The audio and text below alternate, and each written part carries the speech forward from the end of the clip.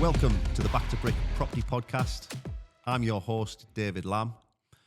On this podcast, we'll be stripping property investors and business people alike back to brick to find out how their journey can help you on your journey. This podcast is brought to you by Orange Sales and Lettings. If you know someone that is looking to sell or let a home, please get in touch. Referral fees are available. Terms and conditions apply. Welcome to the Back to Brick Property Show, sponsored by Orange Sales and Lettings. I'm your host, David Lamb. Today, we have Ian Cowie on the show. Ian has an extraordinary story of hardship to turning his life around and becoming a very successful property investor and developer. Ian, absolute pleasure to have you on, mate. Yeah, I appreciate the invite, and I hope I can do that intro justice. I'm sure you can, mate, because I've followed you for, not in a creepy way, but I've followed you on Instagram, on LinkedIn for about 5 years now. Yeah. You've always been really consistent with your posting, but you've always, I'm not just saying this because you're here, but you do provide a lot of value. Yeah, I appreciate especially that, yeah. to new investors on your LinkedIn. There's no bullshit. Yeah. You're just documenting what you're doing, basically, aren't you? So I really appreciate coming down from Northumberland. So you're from Blythe originally, aren't you? Yes, Blythe. I live in Cramlington now, which is just the next town over. So I invest locally, keep everything local, use local trades, local letting agents. So yeah. Yeah, brilliant. So you Blythe is sort of riding a bit of a wave at the moment, investment-wise, isn't it? It is. It's got a lot of investment coming to the area. Yeah. They've got the data centre, which is still up in the air. Is it? Yeah, I've heard so many different. So it was going to be a gigafactory, which that's was right. Yeah, and that's British Vault went under, so that never happened. Now it's a data centre, which is still great, but it's not going to bring as many jobs. But it will still be great. But the way I'm looking at that, if that does come off, it's all the other investment that could come off the back of that. Yeah, of course. And we've got the new train line that's just opened or reopened. Mm-hmm. You've got all the major house builders building there. It's had a massive redevelopment over the years, which is great. But there's still areas of Blythe where they should be focusing the money. There's a few streets where seem to be getting left behind. They seem to be building out. Blythe's getting bigger. They're building out. But they need to be focusing in the town centre. Right, okay. Maybe they're just relying on you to do that. Hopefully. Yeah. So, I guess, where did it all begin, mate? What were you doing before you were renovating houses and abseiling through caves? Smoking crack. Yeah. Right, okay. So from a pretty young age, I was involved in drugs. Yeah. Back from as far as I can remember, 12, 13, I was going to say it's like everyone does, but maybe everyone doesn't. Just start off smoking cannabis, drinking. Gateway drug. Yeah, pretty much. Then led to amphetamines, ecstasy, and I was pretty young. I had my first crack pipe at about 14, 15. And drugs was just a massive part of my life from the age of 13, 14 up until 29, 30 when I sort of got clean. And through that time, I've done a lot of horrendous things when I was using. A lot of horrendous things I'm not proud of. Ended up getting 9 years in jail at the age of 19 through drugs and violence. I served 3 years out of that 9 years, 4-year ban concurrent through the sentence because I pled guilty pretty much straight away. Again, for an example, when my son was born. So my son was born in 2017, and my way of celebrating was going to the hospital toilets and sniffing cocaine. It's disgusting. I speak openly about it now because that's the reality of what people are doing when they're using drugs. Yeah. I sort of had no ambition, no direction, and it wasn't up until 2019, just before 2019, 2020, when lockdown happened. I was on the drink and using drugs for 3 or 4 days, and I had a bit of a breakdown, and I contemplated killing myself. Right. My partner found us on me back doorstep, and I was saying I just had enough. I was going to take my life. Sort of got over that few days, let the drugs and everything get out of my system, and lockdown happened. And being away from the environment. So the biggest thing for me was environment. So being locked in the house, being away from everyone I was associating with, away from the drugs, away from the alcohol, I had more time to sort of contemplate and think. And I started watching YouTube videos on personal development, self-development, got big into David Goggins and Jim Rohn. And that sort of opened my eyes up to fitness. Yeah, he's great. Yeah. And just started really just binge watching YouTube videos. And it wasn't like that. It was I was clean. I'm not saying that's how it was. It was a gradual process. But the more I started getting involved with this sort of self-development and listening to these people, a blanket had just been lifted over my eyes, and I could see clearly. and I started taking it a bit more serious about which direction I want to take my life. Right, okay. Were you working at this point when you... Yeah, I've always worked on and off. So I got my first job when I was 20, when I left prison, 22, 23, just always been construction. So working for the council, hod carrying, plastering. So I've always done something in construction. Fell into scaffolding when I was 25. So I had to do 10 weeks. A lot of people laughed at us at the time, but I did 10 weeks unpaid as a scaffolder to get this traineeship in scaffolding. I was on the dole at the time, so I wasn't really making much money. And I saw that through, and now I'm still scaffolding and making some, and that's how I built my business off the back of scaffolding. Yeah. So just having a bit of a determination, a bit of grit, just to get through it. Yeah, brilliant, yeah. So I guess you mentioned COVID hit. Yeah. You know, you could have gone one of two ways because I remember when COVID did hit, a lot of people went the other way. A lot of people sort of became alcoholics or reliant on alcohol or drugs, whatever they were taking. And you'd hear so many stories locally and in the news of people getting addicted to various substances during COVID because they just sat in the house, locked in the house, nothing to do. So it's interesting that you went the other way. Because I was already using the drugs. Yeah. So no, I get it. It would be so much easier to just continue doing what I was doing. And I wish I could give you an answer as to why I chose to go the other way. I really don't know. Maybe a combination of feeling suicidal at that time. I had my son. Maybe I don't know what the switch was, but when I was just took away from the environment, I always come back to that. I was took away from the people that I was associating with. Mm-hmm. I'm not saying these people who I was associating with were forcing us to do drugs. It was always my choice. I chose to do what I wanted to do. I chose to commit them crimes. I committed. I chose to use them drugs, but I never had them influences. Mm-hmm. I wasn't around the people who would have been influencing, who would have been saying, "Do you want one of these? Do you want that? Do you want to go for a drink?" Because you couldn't literally go out. Yeah, and just bit by bit, and watching these videos, just started realising that the life I was living, I was going to go in two ways. I'm going to go end up back in prison, or I'm going to end up dying. Just interesting because there must have been something inside you originally for you to open the laptop and start searching self-development on YouTube. You know, that comes from within, doesn't it? It's not something. Yeah, I don't know what it is. Maybe I was just sick. I was just sick of the way my life was going. Mm-hmm. So there was no real ambition. It was a really just a day. Every day was the same. I knew what was going to be happening. I knew who I was going to be seeing. I knew what I was going to be doing. And I think everyone does want more in their life. Everyone does want more for their life. And most people would never, ever step out of their comfort zone and do that. And for whatever reason, I decided to change. And I'm really glad I did. I made that change. I'm thankful for COVID because COVID is the reason what's given me the push and give me the kick with the backside to do what I'm doing. Mm-hmm. Well, there you go.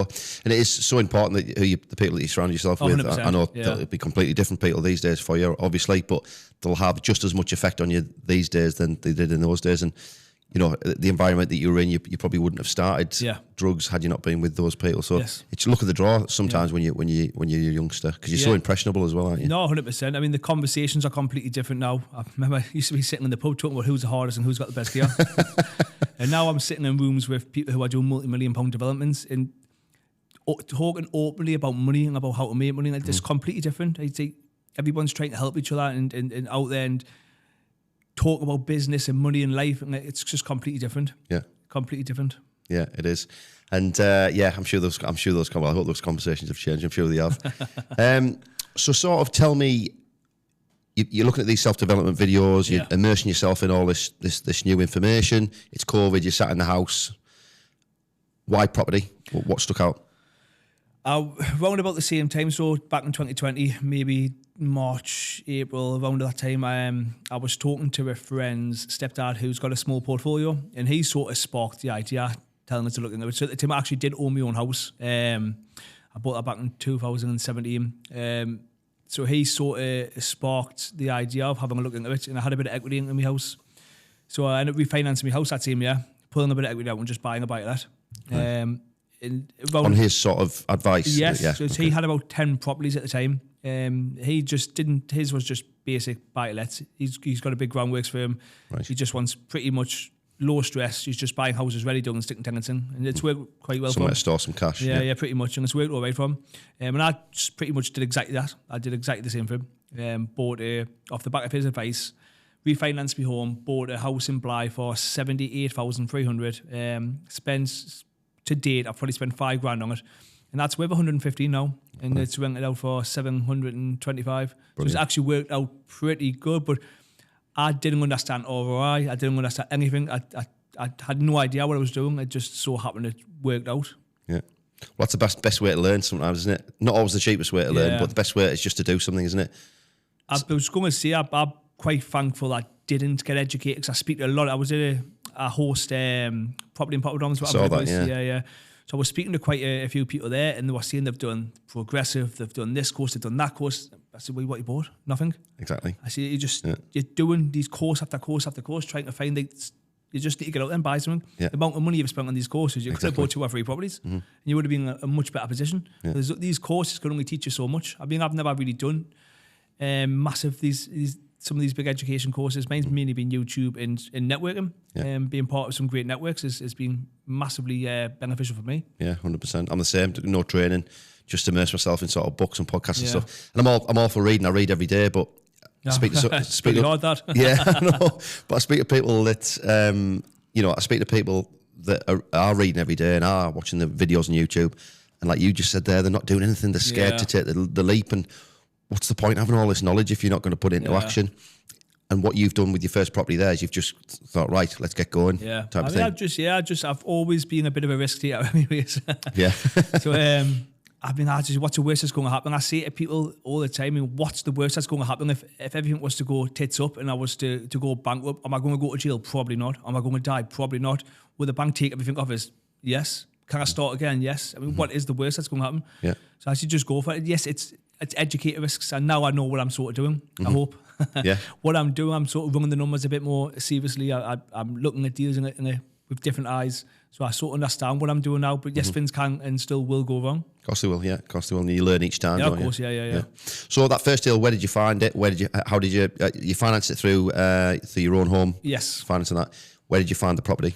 So it was on Rightmove through. I think Root Matthew CS had it online. It was literally around the corner from my house. And why did you choose that one?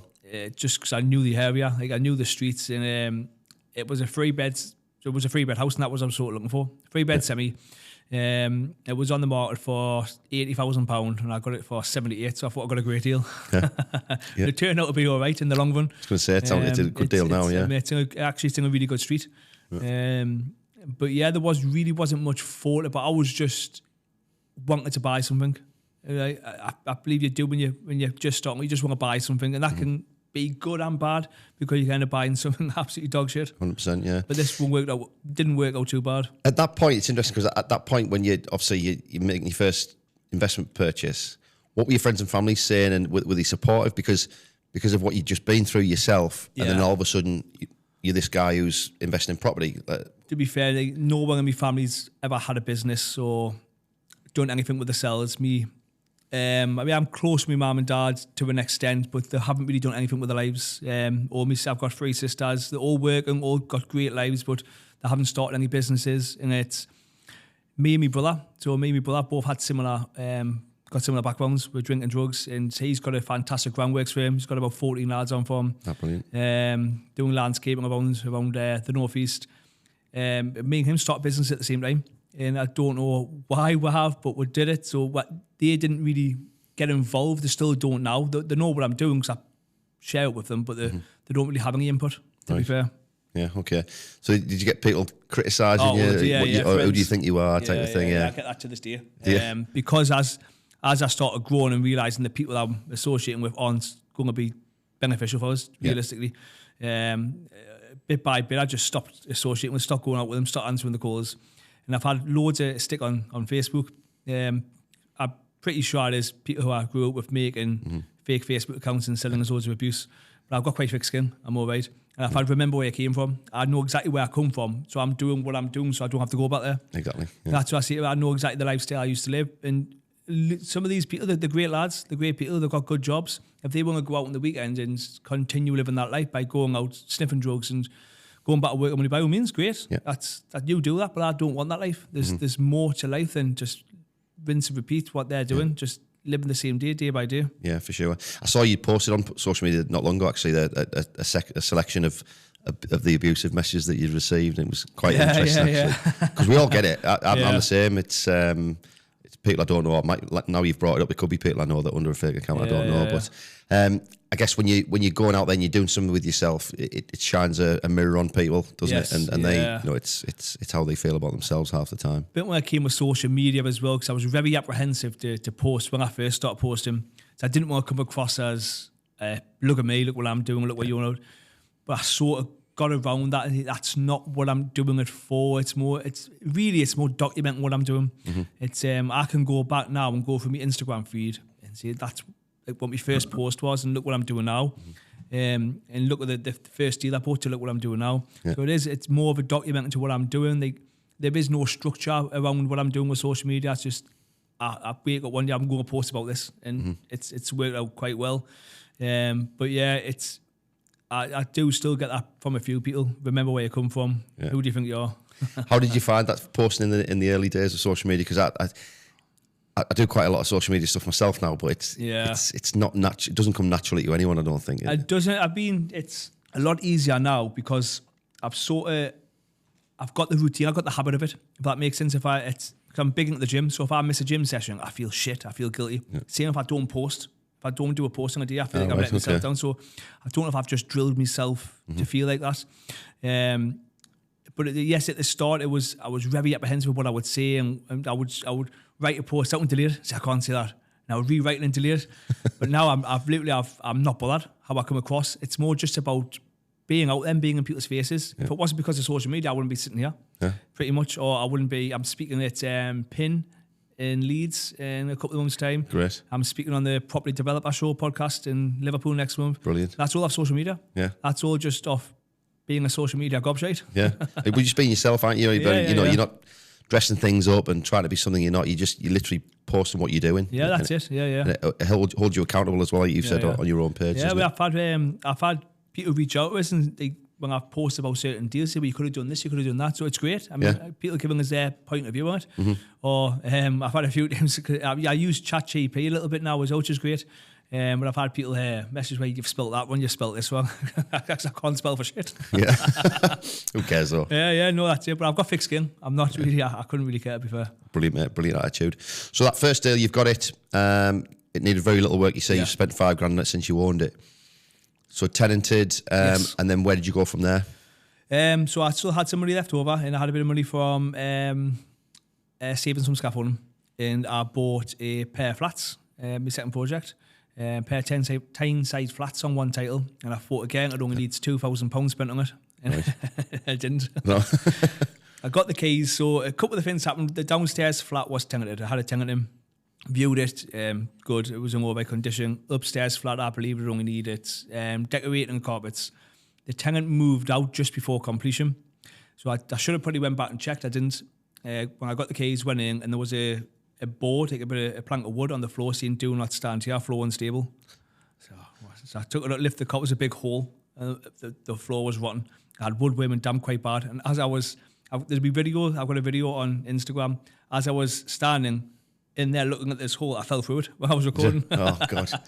I put that on social media. So that $2,000 refurb turned into $15,000. Oh, bloody hell. That was the worst deal I've done today, but it's cash flow is the best. The cash flow is £700. Yeah. So I self-manage that one still. Right, okay. But again, it needs, so we did damp works, roof works, but both of them to this day, they probably will need new kitchens when the tenants move out and toilets. So I'm probably lost money on that one. And I really don't know what to do because the tenants are there, they're great, they're looking to stay there long term, so great, but when they do move out, I'm probably going to have to spend a bit of money on them. Yeah. But that's a lesson learned. And off the back of going through that deal, I've been very, very, very more cautious and making sure I'm what I'm looking for. Yeah, and are you, by this time, are you learning about BRI, are you refinancing, or are you just putting your money in? No, again, I was just putting money in. That was just a standard mortgage. Didn't understand BRI still at that time. That's what got me sort of looking into BRI a bit more off the back of that, doing the refurbishment. Because I did increase the value slightly, but I think I spent about $15,000 on the refurb, and I only increased it by $10,000, so I was still out of pocket. But that was so open that you can increase value by doing a refurbishment. And off the back of that one, I put a sign in the flat, downstairs flat, where no way buy any house, just on a bit of plasterboard. And And off the back of that, a crackhead rang us. Of course he did. Yeah, of course he did. And he had a flat, a house, a 2-bed house around the corner. He bought this house for 46 grand about 6-7 years before I bought it off him. But he was really bad on the drugs. He had ripped all the copper out. He had sort the boiler. He had a massive subfloor, and he had took all the floorboards out. He was going to grow a cannabis farm underneath the floor. There was crack. It was a mess. So I ended up buying that off him for 20 grand. Wow. Okay. But the money, he didn't get the money. The money went into a trust. I think a trust. So his brother got the money. So you couldn't spend it on drugs? Yeah, and his brother was a lovely chap. His brother was a Christian. He was a really lovely chap. Because I was trying to help this lad, because I understand where he was, because I was there. Maybe a year or so prior, and I understand what he was going through, so I did try and help him out. But sometimes people are just, they don't want saving. Yeah. They don't want the help, and you're wasting your time. Take a horse to water. Yeah, pretty much. And I don't know what he's doing now. I hope he's doing all right, but he was still using. He was going missing. I mean, it was a right struggle. So it should have been a straightforward purchase, and it took months. Right, okay. Took months to get over the line, but that turns out to be a great deal. It was a 20 grand purchase, 46 grand renovation, and end value 87 grand. Wow. So that was my first all money out deal. Yeah, that was my third deal. So 46 grand renovation on a house like that, you've literally rebuilt it, haven't you? Yeah, pretty much. We changed everything. I mean, it wasn't connected to the gas or electric or anything, so and that was a bit of a learning curve. I was going to say, what a great property so early in your journey to learn about refurbs, because like you said, there's nothing you haven't done. Yeah, well, that's it. That was, I chucked right in at the deep end. I mean, ripping up the concrete floor, changing the direction of soil pipe, just went all out. Yeah. Were you getting your hands dirty? Oh yeah. Very, yeah. Do you still now? What? No, I'm a project manager of mine. I do some for that people now. Just time, to be fair, because I'm so busy, not so much with scaffolding, but with what I'm doing in fitness and in the family. Yeah. I've learnt my lesson, trying to be so hands-on, because I was leaving work at 4 or 5 o'clock and then being on the projects until 9, 10 o'clock at night. Yeah. And it's just, when you've got kids and you try to look after yourself as well, it's no good. So I always just, how much is going to cost me for someone just go and sweep that floor? I'd rather go and do it than me go and do it. Yeah. I just factor that all in. Yeah. I loved that period when I first started investing. I loved getting my hands dirty. I was crap at everything. Yeah, it's all that. Everything I attempted, I had to pay somebody to put right. So it ended up costing me probably double what it should have done anyway. But I just loved being there. You learn. I'm glad I've done that, because I did my own. I self-managed at the start. I tried to do my own accounts. I tried to do my own refurbs, and now I know where my skill set is, and I'll quite happily pay people to take that off my hands. Yeah. But I know a lot of people are coming in on the first project, they're trying to just outsource it all straight away, and they complain when something costs this or costs that. You don't understand the work that's involved in that. Yeah. I mean, I hear investors all the time arguing about prices or joining us, but it's not the fine fact that, yes, it might be a 10-minute job. It's the fine fact that they know what they're doing. Are they travelling from? It took them 20 years to learn. Yeah, that's it. And I get that. And I pay good money for someone's knowledge. 100%, yeah, without a doubt. And it's so time-consuming doing even the smallest tasks, especially when you're not very good at it. It just takes so much longer, doesn't it? I mean, I do now and then, if I can't get someone to go there, mine's mainly just I drop materials off the side, or if I can't get the cleaner there, I'll just sweep up and have a bit of a tidy before the next lad goes in. But you'll always do that, though. Yeah, I don't mind. And my son, so I get my son down every now and then. He likes to smash a few walls. And brilliant. So I'll take him down on the rip out stage and just get him his hands dirty. Perfect. That's good to get him involved in that environment, isn't it? Show him what you're doing. And he's because kids these days, they don't want to leave the house. No. So but I do all sorts with my son, but I try and get him involved where we can. Brilliant. So 46 grand refurb, you completely turn it around. I'm sure the house is looking great by this. I bloody hope it is. So but as it happens, the tenants just moved out, so I've had the same tenant there since I've owned it. So she's just moved out. She had, again, shout out to this tenant. She was called Tony, a lovely woman. She had 4 dogs. Because the area this is the worst part of Blythe, these properties are in the worst part of Blythe. So you let 4 dogs in a brand new refurbished house? Which had 2 dogs. We couldn't find a tenant because no one wants to live in this area. Right. That's the struggle that I've had, because I buy quite a lot of property in this area because I want to try and help the area. I was one of the reasons why this area is the way it is from my younger days. So I'm trying to help it, and I'm buying a lot of these properties have been empty for years. But if people who know Blythe and know the area, if they've got that rent was rented off for 675, if you've got 675, you want to go, you're quite happy to get maybe a flat in a nicer area than you would live here. But it is changing. Mm-hmm. It is changing. So she Seems to be, yeah. Yeah, it is massively. So she had 2 dogs when she moved in with 3 kids, but she never had the kids full time. She shared them with her partner. And then she got another partner who had 2 dogs. So it was 4 dogs in the house, big dogs as well. And she just moved out a couple of weeks ago and the house is immaculate. Is it really? Immaculate. Oh, wow. She was a veterinarian assistant. Ah, okay. Immaculate. You could smell the dog, which I get, but there was a few scuffs on the wall and it was brand new. Brilliant. And it just goes, I'm quite happy with dogs and pets. I don't mind. It depends on the person at the end of the day. Yeah. But that's fully managed that, and it's shout out to Renowned who I use. They found the tenant just being absolutely world class. Superb.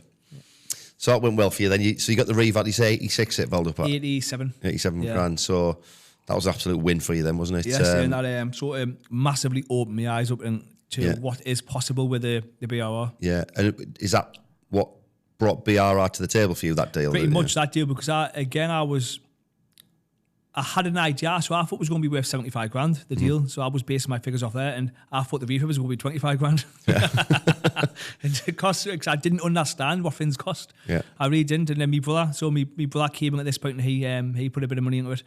That's why I funded most of the deal. So I just thought I was sort of like that with the costs. Well, that's all you can do at that stage, now I've really. got a good, even now, like, people say a refurb's going to cost us. I've never costed a refurb on point yet. Things just, it doesn't happen. Like, I've been close, but once you start knocking walls down, and you can never judge it. No. I mean, I'm doing a flat now. I thought it was going to cost 7.5 grand. It's costing 10, just because when we're getting it, the skirting boards look fine, but there's a bit of damp in a small area. So by the time you rip that out and new skirting board, a bit of plastering, the cost adds up. Yeah, of course it does. Yeah. But people who say they can cost a refurb, bang on, have it the total shade. No, the difficulty comes when you start doing refurbs for other people, because when it's your own property and it goes over 10%, 20%, you're fine. Yeah. But it's making that call to the investor and saying, actually, just got to cost it quite higher. I know that I always put contingency in where I can, but you know, it's like dealing with some people. So, all right, so you've done that, you've refinanced, then where we're going? So what did I buy after that? I bought a flat in Bedlington. I'm buying quite a few off this landlord, so it's a 3-bed flat. And are you direct to the landlord at this stage? So that was my first direct to vendor property. I bought that 20 grand house. And then after that, nearly every deal I bought from there has been direct. How did that become direct to vendor, that one then? So the first one? The first one, that was I put the sign in the window, We Buy a House. Oh, sorry, you said. So that's how that came about. And then the second one was my sister's friend. She knew this landlord called Kevin, he's got a small portfolio. He's looking to get out the market. So had a few conversations, a few coffees, and I agreed to buy a 3-bed flat in Bedlington off him. He wanted 57 for this 3-bed flat. I offered 54, 53,500. Agreed. I spent 5 or 6 grand on the refurb, and I got me out at 80. Really? So that was a great one, and I've got a tenant in there now. But we didn't tell Kevin. Yeah, he knows. He sort of knows I'm buying another 4 of them at the minute. Oh, right, okay. Stuck in legals, and he knows the 4 I'm buying off him now, they're worth 75, 80 grand, and I'm buying each one for 55 grand. Oh, wow. Because I'm buying all of them with tenants in situ. He doesn't have to fuck on with estate agents in and out of properties. He just wants out. He's got he's building a house in France, and he's got a house in Marbella, or somewhere down that way. So he's not struggling. So he's not struggling. He's done all right. He's got no kids. He's got no one to leave the properties to. He just he's older. He's looked after them all his life. You've probably heard this story time and time again. Old school landlords. Yeah, every day. He just wants to get out the market. Yeah. So that was a great one. Then I bought one through the estate agents in Blythe. So this was a 2-bed. It was a probate 2-bed. On Columbia Terrace in Blythe. It's a really, really nice street. What's the video on this? Yeah. Really, really nice street. So purchase price was 70, but it was an issue with the title. This is when I've used bridge and finance for the first time, and we're together. So it was an issue with the title, and it took for months to get to completion. When I got to completion, I ran the estate agency. Listen, I've had enough. I want 15 grand off. Yeah. And they said they're not going to take 15 grand off. I said, right, see what you can do. And they took 7 grand off. Brilliant. So I got it for 63 grand. That was a 30 grand refurb, and the end value was 135. Oh, wow. So that was a great one. That's rented off at 850. Brilliant. I self-managed that one. And what did I buy after that? So have you just stuck to buy-to-lets the whole way? Yes, pretty much to date. My portfolio consists of flats in houses, buy-lets. Yeah. Tyneside flats are great, aren't they? Tyneside, Especially if you can buy the pair of them. Yeah, I've got quite a few singles. They're great as well. With the peppercorn leases. Yeah. I mean, they're pretty much as good as freehold the way I look at it. How I always look at it is if I own the first floor, my responsibility is the roof, because I just look at it like, and whoever owns downstairs, their responsibility is the ground. I mean, it is supposed to be shared. It's supposed to be. But it never is. No. Yeah. Because a lot of them, I always take chimney stacks down because they're just horrendous and they cause issues. Yeah. And by the way, I'm going to take the chimney stack down doing a contribute. No, I'm all right. If you're going to take it down, they're not computing. Yeah. But no, they're great. The low entry, so about 60, 70 grand. Most of them I'm paying to pick up, and they could be worth anywhere from 80 and 80 in the back end, and they went off like 600-700s. Yeah. And for people who don't know, they are pretty much almost freehold, aren't they? It's sort of from the olden days. It's they called it peppercorn because you put a very small contribution towards each other's. But you never lease. do that either. Yeah. You don't do that now. It's supposed to be £1, I think, now, isn't it? That is. Yeah. So how they pretty much work? So for people who don't understand what they are, so Tyneside leases, whoever owns the ground floor would be the freeholder of the first floor upstairs, and vice versa. So if I own upstairs, the freeholder is downstairs. There's no ground rent. There's no service charge. And they just work very well. The leases are over 999 year. Yeah. They just work very well. Yeah, they do. Yeah, I don't think you get them anywhere else in the country. I mean, that's why they're called Tyneside. No, I mean, literally, people come up to me, investors that I deal with in London, and they say, I've been offered a Tyneside flat. What the hell's a Tyneside flat? And you explain to them that it blows their mind. But it's a great little system. It works. Yeah. The key is as well as dealing with solicitors who understand them from the area. Exactly. I've had that where I'm buying. Yes, I was the first one I bought, Tyneside flats. I used the solicitors, the lenders, solicitors, and they were based down south. And they were asking, well, where's the fire doors? Who's in charge of the communal areas? Who's the management assistant? It's none of that. Yeah. So it's just trying to educate them, but that can be bloody hard work. It is, yeah, without a doubt. Yeah, I've never thought about that from a solicitor's point Even of view. Even lenders, so a lot of lenders, I mean, not a lot, but there's a handful of lenders don't like them. Yeah. Just the unknown, isn't it? Yes, yeah. But I love them. They work very well, very well. Brilliant. So what have been the main challenges so far? Because how many properties have you got now? I've got 13 now. And I've got 6 in legals, 4. I'm getting a commercial unit valued now as we speak. So I'm bridging this route together. So it's 2 shops, a flat in a large outbuilding. Brilliant. This should be a great one if it comes up, but the lender's getting the valuation done now. I mean, the main challenge is money. Yeah. I don't know. I've enjoyed the process. I mean, I've done a few creative deals. I bought a flat last year for $4,000 on completion. So I used vendor finance. The vendor suggested it, right? Because he believed it was only going to be worth $40,000 on the back end. So he says you can have it for $36,000. I says we haven't got $36,000 to give you. He says, right, give us £4,000. I'll take a first charge out for the 32, and you just refinance in a couple of years' time. Brilliant. So I've just got to revalue to 60. So where's he got that knowledge from? Because people use vendor finance a lot, but it's sort of niche. So has he done something like that before? He must have done something like that in the past. Yeah. I'm doing another 3 deals exactly the same way with him. And it just works. He believed it was worth $40,000. I believe it was worth more. He bought it for $7,000 back in the 80s, so he's already way up anyways. Yeah. It needed about I spent $10,000 on that, and it's just been revalued for $60,000. Right. So I'm refinancing that at the minute. Brilliant. It's one of those things, vendor finance, that you hear about in the property circles and people talking about on social media. It's a bit like lease options and a bit of a buzzword. And I never really meet anyone that actually does it on a regular basis.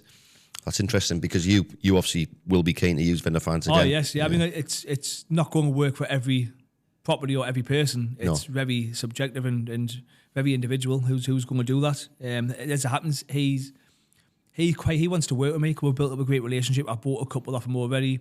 He knows I'm not going to fuck on. If I say I'm going to buy something, I'm going to buy it. I'm true to my word. So he wants me to take his portfolio off him as long as it works for me. Well, yeah, if it's a smooth process for him, he knows you're reliable. You've positioned yourself now in your local area as the go-to guy, I guess. You must get a lot of deals brought to you now. Loads, and a lot of them are, because of social media, most of it that comes to is just homeowners looking for the best possible price. Yeah. And I'm just saying, listen, it's not going to work. I'm you're best off going to the estate agents and they push and push and push for an offer. See if it's worth 200 grand. Then you fall out with them. See if it's worth 200 grand on the open market. I'll give you 150. So what? Yeah, well, there you go. It doesn't work for me. I have to justify my offer. I've got to get my money back as quick as I can. But they probably don't understand that. They probably don't know. So they'd probably just think you're a greedy bugger. You know what I mean? But most of them are right to say. Most of them, I just see that my advice would be go to the agents. You will get the best possible price, and most of them are fine. But now and then, that's the commercial unit I just mentioned there with the 2 shops, the flats, in the warehouse or the outbuilding. That was on social media. A woman watching what I'm doing on social media, and she dropped us a message saying, "Right, I've got this building. I'm looking to sell. Do you want to? There you go. Do you want to come and view it?" And viewed it. She tell us how much you wanted for it, and right, no well. What's the plan with that then? Are they tenanted currently? Yeah. So the plan is it's a deli, a hairdresser's, a flat, and a outbuilding, what she calls the barn. So I've got. My brother wants to rent the outbuilding for £700 as storage. Right. He wants to put roller shutters on and everything. The hairdressers in the deli, they only rent it for $3.90 a month. So they're both up for rent reviews. One this year, one next year. The rent should be $550, $600. And the flats rented out for $350. That should be $600. So again, because I'm just getting into commercial, I'm learning about it. I'm literally going to be increasing the value by just increasing the rent. Gosh, yeah. So that'll be a great. If it works out, it should be a 170 purchase. By the time I get all the rents up, it should be a 270 end val. Wow. If it all works out. Without picking a tool up. Without doing any work. That's a beauty. I only started buying commercial property sort of 2 or 3 years ago, and it's a light bulb moment, isn't it? It was for me. Yeah, I know. I bet, and I'm sure you'll go on to buy many more. Like we discussed before we came on, the FRI leases are just ridiculous. Yeah. You're like, how can it be this landlord friendly when you're used to the buy-to-let lease? So when I look, I haven't felt in love with buy-to-lets because just now I'm an autopilot. I sort of know what I'm doing, but now I've just started looking at the commercial. It's like I'm learning all over again. It's like it's going back to when I bought my first buy-to-let. I mean, everything's brand new. You know, how does it work? It's exciting. Yeah. It is, yeah. I mean, when it wasn't exciting, when I got the cost for the valuation, nearly $2,000. Yeah, I bet. Yeah. That's the only thing. There's no guarantee I'm going to buy it. No, that's a problem. Yeah. But it's just like learning about it. It's understanding the leases, understanding how the values work, and you get that buzz again. It's quite good. Yeah. Plus, I'm buying multiple units. That's all on one title, and it's multiple rents off one deal. One lot of conveyancing. Yeah, that's it. Yeah. But at the end of it, you kind of come out with 4 properties. Yeah, it's going to cash flow. Once I've run the numbers, it should cash flow over £1,000 a month, and it would be. I mean, that's like 3 or 4 buy-to-lets. Superb. And that's the sort of stuff. I mean, I will always do buy-to-lets. I will always prioritise buying in these areas because that's where I want to buy. But if whatever comes across my lap, I'll take a look at it. But I've got no intentions. We spoke about SE and H. I don't want to do that. Yeah. I've got no intentions. I see a lot of people doing them. It just seems like a bloody headache. SA especially is just a job. I mean, I've got a few, and I've systemised it now, so I don't really get involved. Well, I don't get involved at all now. But when you're first starting off with them, they're bloody hard work. There's so many moving parts, and your cleaners. You have a beautiful property, put all the best fixtures and fittings in it. If your cleaner messes up and does a crap clean, and you start getting shit reviews, your cleaner's critical. It's just not worth it. But the most successful people that I speak to in property have really doubled down, like I said before, on 1 or 2 strategies. Yeah. It's people that spread themselves too thin and get shiny penny syndrome. Yeah. They're the ones that come a cropper normally. I think with the buy-to-lets as well, they don't get as much love as they deserve. So going back to the first one I ever bought, that cash flow is over £500 per calendar month. Yes, it's on a really low. I think it's only on a 2% interest rate, but that's I'm remortgaging with the same lender. I think it's going to go at 3.5 or 4% with the mortgage works. Yeah. Fully managed, it'll still cash flow £450. And you don't need many buy-to-lets cash flow on £450, £500 to make a huge difference. See, with the buy-to-lets, the way I'm looking at, don't refinance every time I've got the opportunity. Just buy, renovate, pull my initial cash back out and just leave it. Let it be, unless it goes up in value. Stupid, I'd be daft not to, but just let it do its thing. Yeah. Let the value increase, let the rents increase, and that £200 you're getting now will increase massively over the years. Yeah. And I don't want a huge... I know lads who have got 60, 70, 80 properties, and that just seems like a massive headache. Yes, Is it though? If you self-manage them, it is. Yeah. But it's just I want I'd be happy with 15 to 20 properties all paid off. I would be happy with that. Cash flowing, £700-800 each a month, you're sorted. Yeah. You don't really need much. I put a post out a little while back to say, when is enough? So I speak to loads of people who've already hit the £2,000 a month and they've got a £10,000 a month and then we'll get a £20,000, but when is enough?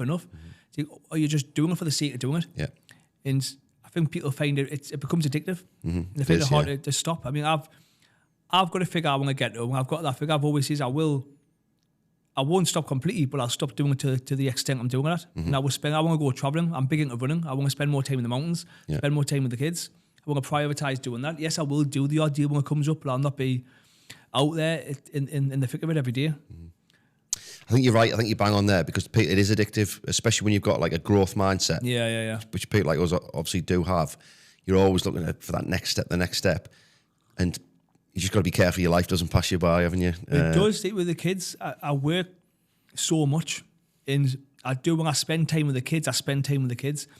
But there's times when I can be so just engulfed in work. I'll be in the house and my missus says, it's like you're there, but you're not because you're just at the laptop. My missus says, yeah. Yeah, and I just try and shrug it off. But it's okay, the kids are growing up in front of you, you're not even seeing it. So I'm doing as much work as I can now so I don't have to work later, but I don't want to miss my kids growing up in the same process. Actually, I've got a 3-year-old daughter and I've got an 8-year-old son. Me and my son will go caving, we'll go climbing, fire walking, we'll do all sorts together. And he loves it. And I want to try and make memories like that as I'm doing what I'm trying to do in business. Yeah, it's catch-22 almost, isn't it? Because you're doing this for their future. I'm sure a lot of your drivers is for their future. But at the same time, you want to spend now with them as well. And but I think it's not a people probably say this all the time as well. It's not a sprint. It's a marathon. What we're doing. I think a lot of people just say, I need to leave the day job now. Why? Why leave the day job now? I need to get a 10 grand. Why? What's no the reason. rush? Yeah. Don't rush it. I mean, I give myself till I'm 40. That was my cutoff. I get to my financial figure, or I hit the age of 40 and I'm done with work. I'm just going to walk away from it. So whichever comes first. From the day job, you mean? Yeah, from the day job. Okay. Yeah. I mean, I'm in a financial position now where I could pack in the day job. You enjoy it, don't you? Yeah, I don't hate it. It's good crack.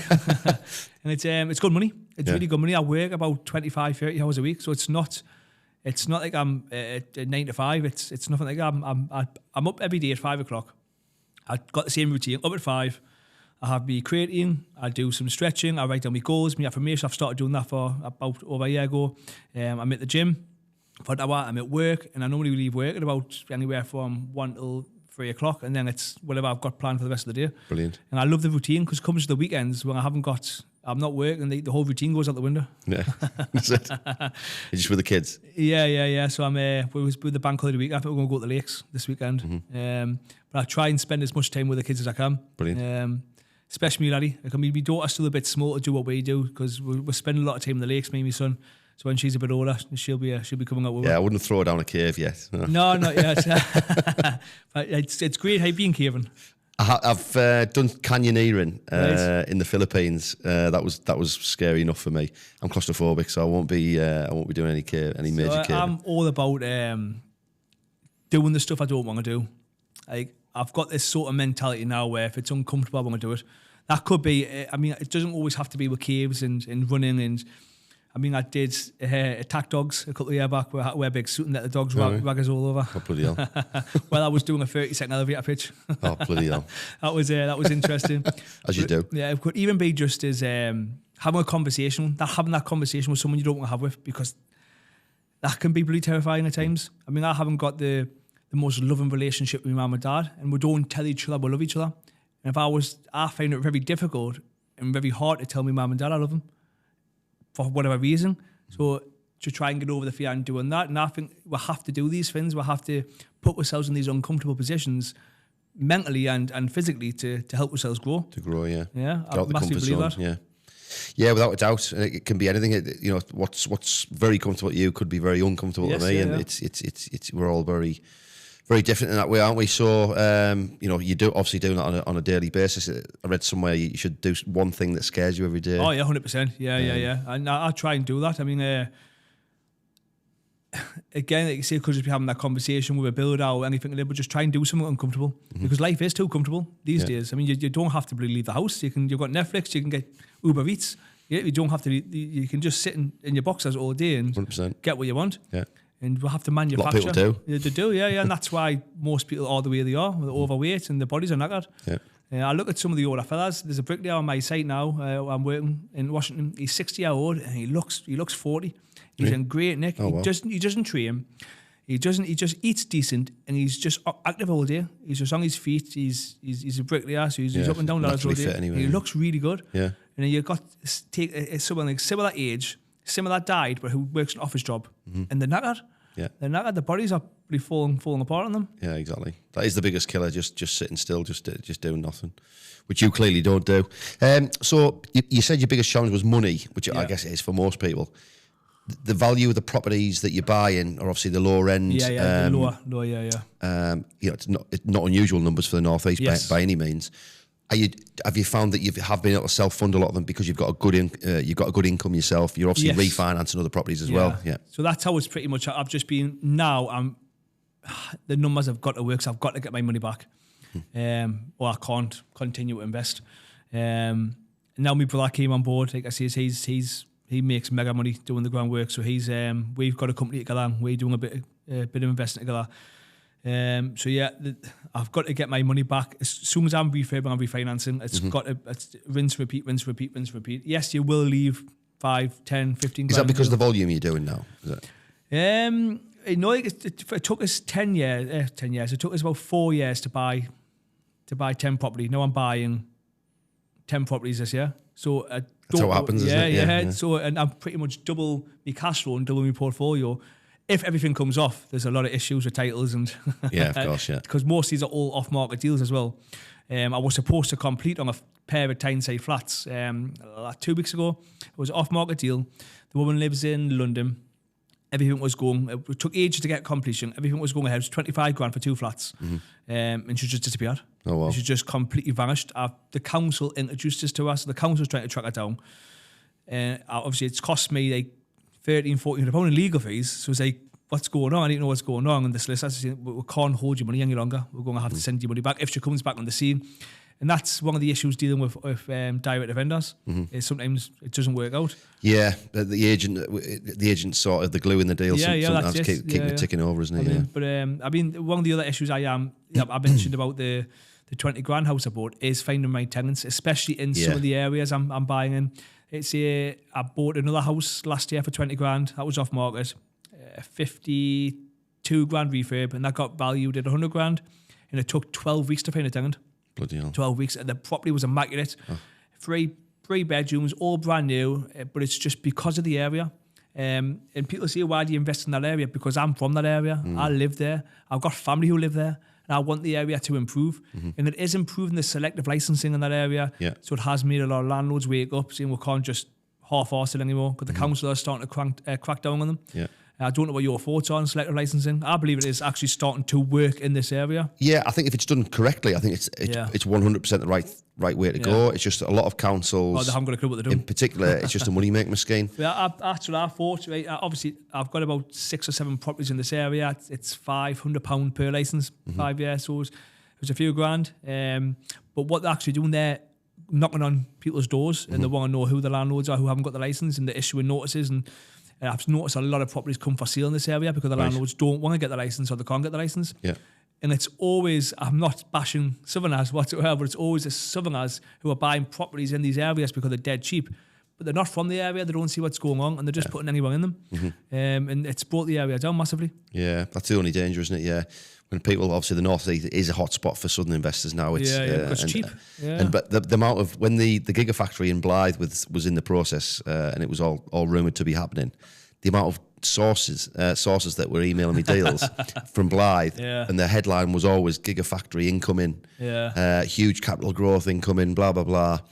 So I think Blythe has been heavily invested. I've noticed it's prices have jumped, but again, how much would the jump? Even if the Gigafactory did come off, it's a seaside ex-mining town. It's not going to be any London or Manchester. It never will be. No.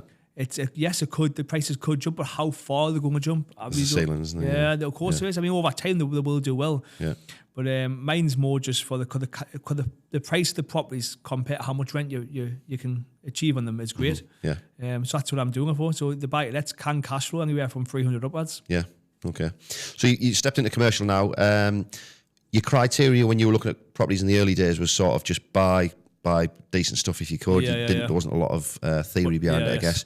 How has that criteria changed now? So you've just touched on it there that you just want your money back out. Yeah. Is that the only metric that you're looking at? Yeah. So people say use ROI yields. I don't. I really don't. I mean, how much am I going to leave in the deal? That's pretty much it. And so 10 grand's the most I want to leave in a deal. And that's the limit I try and hit every time. And yes, I'll try and work out. So cash flow, it's got a cash flow minimum £200 a month. Most of them are better than that. But I just want my money back as quick as I can to move on to the next one. I just want to buy the deal. So I've got buy-to-lets on interest rates upwards of 7%. So if I'm not bothered about the rate. I don't know why people start rate chasing. It doesn't make a difference. Just buy the property because that rate's going to be different in 2 years' time. That's what I look at. Can I buy the deal? How much of my money can I get back? And that's it. I'm great. If you have to take a short-term hit on the rate, then as long as you get your money back. Yeah, I just want to work with lenders who understand what I'm doing. I've just had fleet mortgages, bastards. I've just done a couple with fleet, actually. Touch wood, they've been all right, but I've heard some horror stories. What they've done, so I had 2 applications in with them. One was at offer stage, in with the solicitors, and they've checked my website out, and it says my website, I take private investment. Do you know what? I've been told this of somebody about you. Yeah. And they've pulled the applications. That's right. I says, right, I get it. It says that on the website, but that's got nothing to do Doesn't with mean I'm these actually deals. doing it. Yeah. But they says, no, we don't like what you're doing. Right, okay. So, no, but that's pointless getting a huff about it, so we'll just move on to the next lender.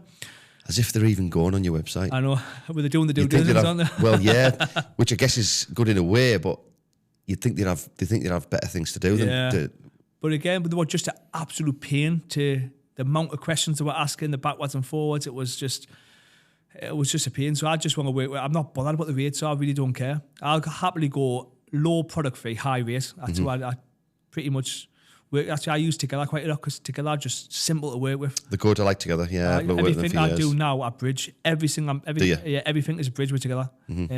All I need to do is send them the purchase price, send them the property, and that's it. It's simple. They never really say no. So it works very well. I used to use Together for bridging a lot in Shawbrook, in sort of halfway through my journey, I suppose. I've stopped using bridging as much just because I'm struggling to find as good a deals as I was 10, 15 years ago. And that's mainly because there's more competition in the market now. I was doing all money out deals, did a few of them before the stamp duty days. The costs have just gone through the roof now. So to add in the bridging cost as well on the numbers that I'm doing deals on doesn't quite work for me. So buy them cash if I can. If not, sometimes I'm happy to buy them on 2-year fixed mortgages and just refinance 2 years later if you're not in that much of a hurry. But you're finding that bridging still works on It works very well for me. Even the 2 commercial mixed-use properties I'm buying, I'm bridging both of them. I mean, so the other one, the one I told you first about with the 2 shops, so I'm bridging that one, and the other one's a shop, a flat, in a large plot of land at the back. Right. So I'm actually buying it for what it's probably worth. So I'm buying the building for 115 grand. But I'm spending about 20 grand on the flat as a renovation. It's probably only going to be worth 150. So I'm not really making much there. But the large plot of land at the back, I've agreed with 4 homeowners whose houses are built down the side of the land. They were going to buy it. So I said, right, I'll sell you for 10 grand a plot. I would have happily took 5. We've agreed on 6.5 grand. Oh, really? Oh, so brilliant. 26 grand for this plot of land. So that's going to, we've all agreed. So how I'm using bridge and fruit together. Once it's complete, we're going to title split the land, then split into 4 plots and sell it to these 4 homeowners. So it's a bit different. That'll pretty much cover the majority of the costs in the deal. So that's a bit of a different one. Brilliant. Was that one brought to you as well? Yes, from my plumber. Right. He went to do a CP12 on the boiler. Did he? He says he just got chatting to the gentleman. He says he's looking to sell it. I said, right, no, but I'll go have a conversation with him. You've literally, I know it's the old saying, but you've literally just got to tell everyone what you're doing.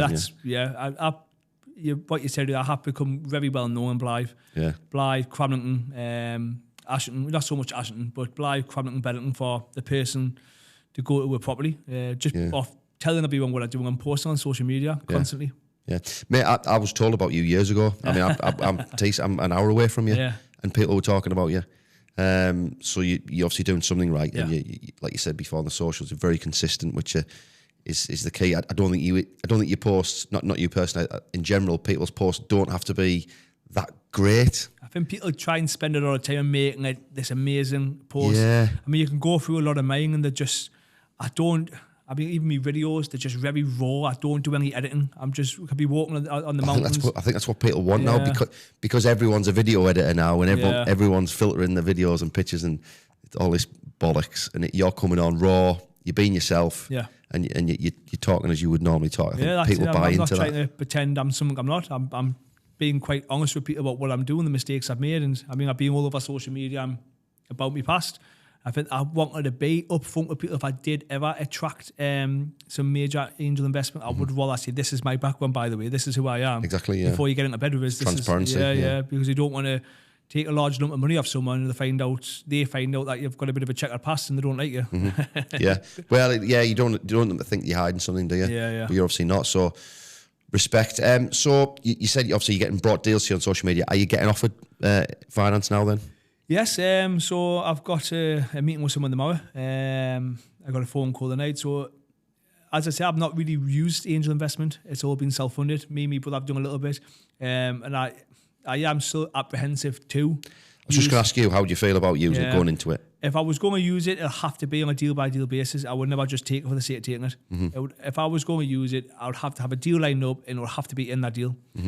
So I hear too many horror stories of people just taking money for the sake of taking it. And then everything unfolds and they can't pay it back. And I do not want to be that person. No. I don't necessarily... If people say you need it to scale, right? Possibly, yeah, but it all depends on what you want. I don't want a huge portfolio. I could probably get to where I want to get to doing what I'm doing now. Yeah. And it's working. What I've done over the past 5 years is great. I'm going to double my portfolio now. And what can I do in the next 5 years with the knowledge and the experience and everything I've done 5 year previous? If you choose to. Yeah. Or you might, like you said before, you might choose to just pay your debt off. And Yeah. But I don't know. Well, I know I want my time back. But you're talking about the ADHD. I'm sure I've got it. Yeah. So I can't sit down. I don't want to. I'm not the sort of person to sit around the pool and relax. That's not me. No. But it's more, right, I've got my time back now. I haven't got the day job. I'm not doing loads of different projects. What do I want to do? I will put my attention to something else. I don't know what that is, but I will put my attention to something else. It might be showing other people how to do it. People that have had difficult pasts and looking Well, at you see, that's what I have got. There's a local charity to me called an organisation called Silks.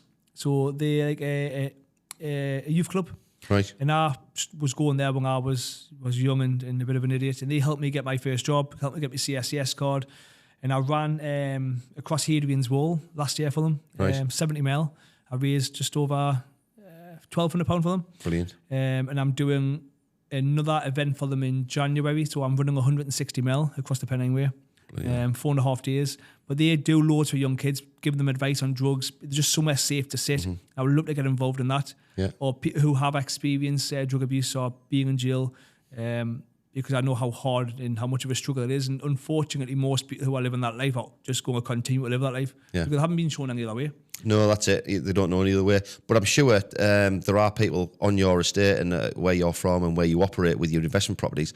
I'm sure there are kids that you don't even know about yet that are watching you and thinking, bloody hell. I have had the odd message on Facebook, just people reaching out, just saying, I love what you're doing. And it's great that you talk openly about what you talk about. It's given us the inspiration. I've had a good few posts, and it's great. It's great when you get their messages. Yeah.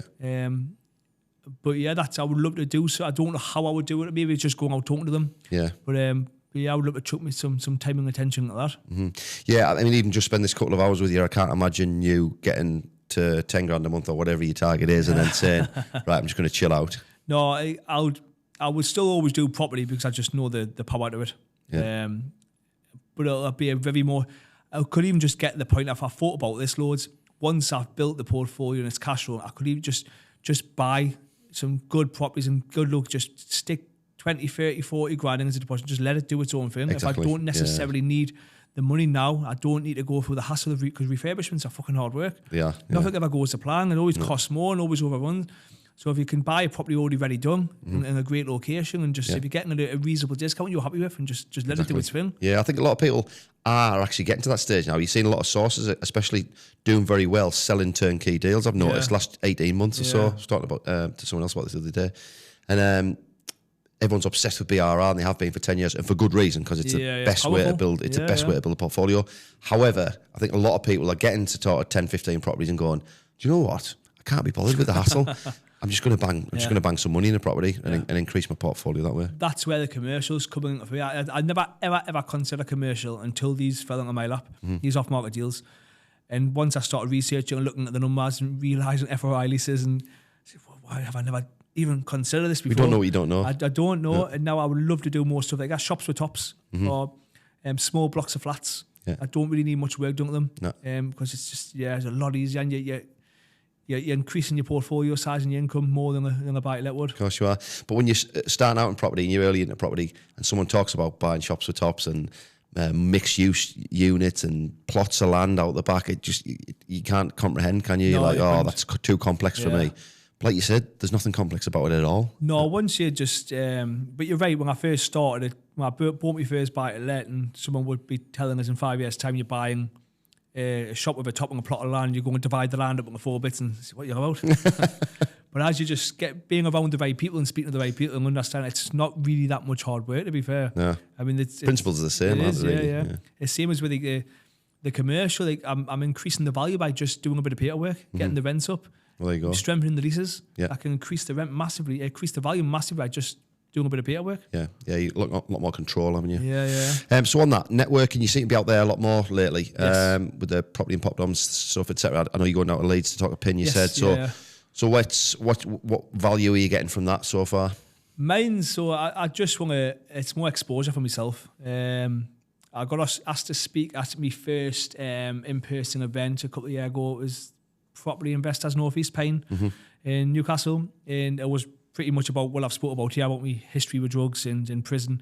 And I was very, it wasn't so much speaking in a room for the 50 people, it was what I was speaking about, because all these people had knew as Ian, the property guy, like, this is what I do. And not many of them knew about me past, so I was very apprehensive to get up on stage and speak about that I used to be a crackhead, sucking on the glass dick, as I call it. But I got up there and I spoke about it, and it went down quite well. And off the back of that, I thought my story was quite normal. But it's not. It's pretty much not. Where I'm from, yes, there's a lot of people who've been through exactly the same as me and are still going through that. But other parts of it, it's just not a normal way to live. No. So it's more just getting out there and just speaking about what is actually possible if you want to put your mind to it, and a bit of hard work and a bit of determination, and you can really achieve anything. I didn't leave school with good grades. I could barely read or write until I left prison, which was because I've got my attention and my focus of what I want to build and what I want to do, and I've just chucked all my time and energy into it. Amazing, mate. Absolutely amazing. And then you transferred that sort of energy into your physical feats as well. Yeah. So you've touched on it already, but you're doing ultra marathons, you're running for charity, you're doing this and that. Sort of why are you pushing yourself so far physically? I just want to see how far I can go. I was back in 2020. I ran my first marathon. It was just from my front door. Loved it. I said, what's next? It was a 63-mile race there. I'll try that. And I ran that. I was in the Peak District. I took us just shy of 17 hours to run 60-odd mile. And then I got into the mountains in a big way. And now I hate running on flat. I've got to run in the mountains. I just hate running on the doors, hate running flat. So everything I do, I'm in the lakes nearly every Sunday running, training. And it's just how far can I push my body? Like what's the limits? The biggest rank I've done was 70 mile. That's the biggest I've ranked to date. I've got in September, I'm running 70 miles. So I took 16 and a half hours. And I've got a mountain race in September. It's only 35 mile. And we're going to Tub Cal to climb. It's a big mountain in Africa. I'm going to climb that in October. Now I've got a 55 mile race in December. It's in the Cheviot Hills. Then I'm doing the Challenge Enough, which is 160 mile. So that'll be the biggest one to date. You've got 4.5 days to run it. I won't try and do it in 2. What does it cost you? Yeah. I'm just going to. I was going to run. I'm just not going to stop until I get to the finish line. Do you enjoy running? I do, yeah. It's a good job because I hate it. I absolutely hate it. I can walk for days, but running, some people seem to be able to just switch off and zone out. But I think about every step. I just hate it. I say to people that you've got to enjoy it. I really do. It takes my mind off everything. Like, especially on the mountains, because you see you're not running up the mountains. You're just not doing that. It's a power hike, a big hike up the mountains. And then you could be doing a bit of climbing, a bit of scrubbing, and you're running across the mountains and you're running down the mountains. Yeah, I'd like that better. A bit of variety. It's different, and it's great. Like, that's where I go. I love the lakes. You start at the bottom of the mountains, like, how fast can I get to the top of that mountain? And then you just run across the ridge line, and it's just great. It's great fun, but it takes my mind, because my mind's so just all over the place. The only thing I can think about when I'm in the mountains is not dying. So You've only got one worry. Yeah, one worry, because some of the routes I'm taking, they are just on ridge lines, and it's just a sheer drop off the end. So you have to watch what you're doing. You have to be careful, and you're not thinking about that. Technically, who's not paying? Yeah, true. You're thinking, oh, not dying. Yeah, but that's why I love it, and it's. I feel great. I feel fantastic. Is it more the mental side of it than the physical side that you enjoy? Yeah, because you have to be physically fit to run 70 mile. Yeah, no doubt about it. But you have to have a huge mental battle with yourself. The many times when on these big events, your body stops working, and just no one cares if you finish. No one cares. Just sit down. Just go on. There's a lovely seat. Just go and sit down. But you've got to constantly just push yourself. You've got to have that battle with yourself just to keep pushing. I guess the obvious question is, does that resilience in what you're doing physically, it's sort of mirrored in what you're doing property-wise, isn't it? It's just channeling it into it. Possibly. I mean, there's issues day in and day out with property, and the way I sort of look at it, if I can survive running 70 mile a builder over running on the projects, I can really affect this. But I think even when it comes to property, if you can deal with high levels of stress, you're going to go quite far, because it is stressful. Some people seem to fall at the first hurdle when they come up with an issue or a problem. Yeah. I mean, we all deal with problems, but I can sort of, when you first start with property, you've got one or two problems. The problems are just getting bigger. The stress is just getting bigger. We just deal with new and bigger problems. Yeah. So yeah, I can suppose you can look at that. That's what I'm doing in the fitness is helping us with the property. Yeah. Possibly. It is. Yeah. No, it must be, mate. It must be, because to come from where you've come from at the start you had in life, and to then, I'm sure if you were sat in your room or back in those days thinking about, I'm going to be running 70 mile runs and I'm going to own 20 properties and plots of land, and I know it would be it's like a different human. It is, completely. Yeah. It is. I am a complete different person now. Even just my whole mentality and the way I think and the outlook in life I've got. I mean, back then I was a very violent person, very, very violent. I've done some horrendous things, and now I just try and talk problems down, then resort to violence. Yeah, and you must come across some instances within property when you just want to rip somebody's head off. Like if the tradesman's messed you about, or they try to pull the wool over your eyes. I've still got that thing. I'm not being naive, and that's why I don't drink, because drinks to me I say I don't drink. I have the odd one, but I don't drink to the extent I used to, because a switch that'll sort of flick in my head, and everything's game. Yeah. I'll go and I'll turn into a complete different person. There's people say there's two parts of it. There's Ian and there's Cowie. That's how I used to get called wrong back when we were younger. There's Cowie. And when I drink, that other person comes out, and I'll just turn into a complete different person. I'll be fighting. I'll be using drugs. I'll be going missing for 3 or 4 days on end. So that's why I avoid alcohol completely, because I don't want that person to come back out. Yeah, okay. So it sounds like whatever's going on in your life, you do it to the extreme. Yeah. So whether it be positive or negative, but you're very focused on the positive, obviously. Yeah, try to be very, because I want to lead a good example for my kids as well. But I think we're going back. I love anything that's mentally or physically challenging. Ice baths, I try and do them regularly. Fasting, I do that quite a bit. I mean, I got a bit of stick for fasting. I put it on LinkedIn. I saw that. I think that's what you screenshot, actually. So no one fucking cares. And that's right. He took the time to reply to you, though. Yeah. Didn't care, though. Yeah, but cause fasting's got so many great benefits. Yeah. But it's I do it more because I'm not trying to lose weight. I'm not a big lad. But it's all the other benefits that come with it. But it's a mental challenge. It's how long can you go without food? I've managed to set 82 hours max I've done without food. But I was doing that while trying to train and trying to work. Do you get so far with it and the hunger just dissipates completely? Yes, so I think the second day is always the worst day. Right. I always feel just lethargic and tired and weak. And the temptation's there just to grab something. Yeah. And the third day in, it's like pure mental clarity, everything you feel focused. And I still train for it. I don't train like heavy. It should be a light jog or a light weight training session. But I just feel focused. But I've got to be be realistic as well for the sort of life I live, how active I am. I've got to break that fast in a short period because you need your fuel, don't you? Yeah, especially what I'm doing. I want to do a 7-day fast, but it's just trying to find the right time in between work and life and fitness. And because you need the calories to do it. I mean, my diet, I eat pretty much all right through the day, but when I'm on a run, it's chocolate bars and gels. But you get away with it, can't you? Yeah, because you can yeah. just burn it straight off. Yeah, so I just need just high sugar, quick releasing crap. Yeah. Like if you're running 70 mile, mate, you don't need to worry about what you're eating. No. But it all catches up with you sooner or later because I've got a massive appetite and I do scran loads. So I probably won't be running to the extent I am forever. So I need to make sure I haven't still got that appetite. Yeah, for sure. Yeah, it's a balance. So what, when you look back now to the early days, to the darker times, what makes you most proud? That's a great question. If anything, it's just the person who I have become. If I could say that. I mean, people say, why am I doing what I'm doing for? Is it your kids? It's really, I want to prove to myself, how far can I go with property? How far can I go with fitness?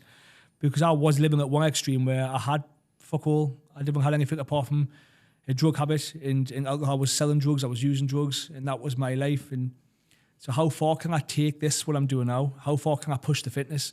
How far can I push the property? How many people can I influence? So I just want to see how far physically and mentally I can push this. Mm-hmm. I wonder if you'd feel like that had you not been to rock bottom. I wonder if you just had a pretty easy upbringing, not got involved in drinking drugs, etc., to the extreme anyway. I wonder if you'd just be cruising through life now. I wonder if that's what it's given you, or I wonder whether that was in you anyway. I believe 100%. If it wasn't because of me upbringing, I wouldn't be doing what I'm doing now. Mm-hmm. Because I grew up with nothing, and I grew up with no money and poverty, and got bullied. I had that whole experience throughout life, and yes, I got it because I wanted to prove that this isn't me, that I'm better, that I want to prove to everyone that I've got something in this.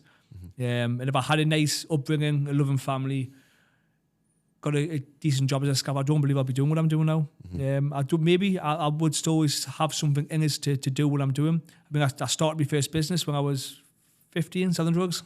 Right. Always been an entrepreneur. So I've always been an entrepreneur to an extent.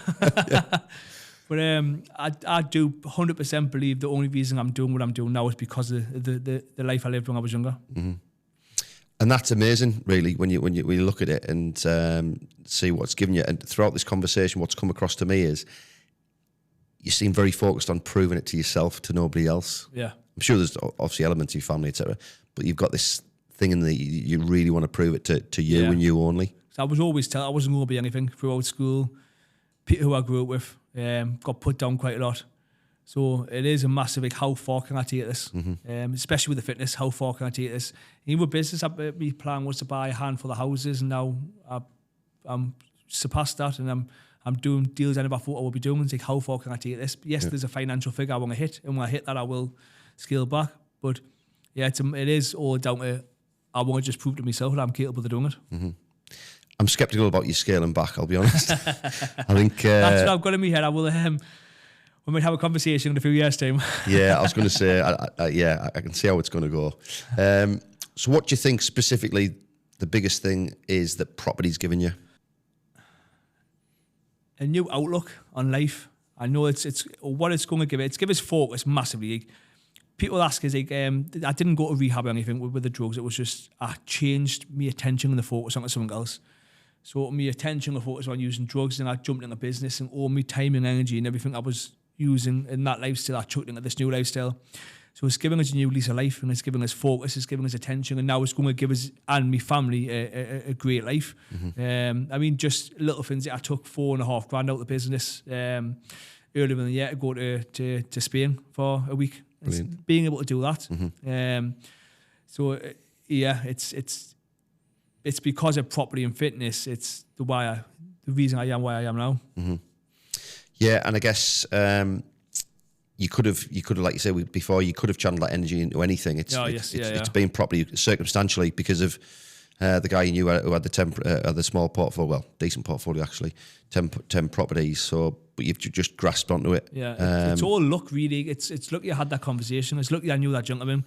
That's where I look at it. I think it's. I don't believe in and things happen for a reason. I think it's just you're either lucky because you're born in an affluent family or you're not. Unfortunately, that's the way it works. You're lucky that you're born in a nice area or you're not. I was born in a very deprived area, and unfortunately that's rubbed off on me upbringing and rubbed off on my lifestyle. And now I'm surrounding myself with people who are doing great things in business, and so. But it's I'm lucky that I had a conversation with that person. Now I'm putting myself in front of people who are doing these things, and I'm speaking to people on a regular basis who are doing 10 times as much as me, and I'm getting great ideas off them. Yeah. Exactly. And you've achieved so much in such a short period of time. You know, I know people that have been doing it for 20 years and haven't got as many properties as you, etc. So what would be your number one piece of advice to someone who's just starting out in property and maybe is on rock bottom, maybe is going through a bit of trouble in their personal life and they can't get out of a hole, but they want to make something better of themselves? What would be the number one bit of advice? It's change your environment, 100%. It's literally just, as Jim once says, you're the average of the 5 people you surround yourself with. Yeah. And that can't be the most truest quote I've ever heard in my life. It's who are you knocking around with? If you're hanging around with 5 crackheads, a good chance you're going to be a crackhead. So number one is get out of that environment and then just do it. Because too many people procrastinate and too many people overanalyze every deal and they never seem to do anything. So if you're going to buy a property, it could turn out to be an absolute shit deal, but give it 5 years' time, 10 years' time, it'll probably work out. And you just literally just need to get out and just do it. Yeah, 100%. No true word said. So last question, when we sit down in 3 years' time for another episode, what are you going to be telling me you're doing? I'm going to be telling you I'm travelling the world because I've hit my financial figure and I've scaled back. Right. We'll see about that. I'll be running some big, I will say as well, I'm training, or I will want to climb Everest. That's one of my big goals. Yeah. One of my big goals. It's just very expensive to do. Yeah. So that's one of the things that's on my list of things to achieve. Actually, physically climb to the top. Climb. If I'm not going, I think it's absolutely bollocks going to base camp. If you're going to do it, you've got to go all the way. Yeah, I know some people have done base camp and they're certainly not fit people. Yeah, but I think it's if you're going to do it, you've got to go the whole way. Yeah, like anything in life for you, mate. Anything in life. But mate, honestly, what an eye opener of a story. What an inspiration you've been. And for people listening and watching to this, honestly, mate, they can't help but be inspired. So well done. And just keep smashing it, mate. It's an absolute pleasure. Yeah. To everyone listening, I'm sure you got huge value from Ian's story. If you did, please like, share the podcast, subscribe if you can. It really does help. Until next time, take care.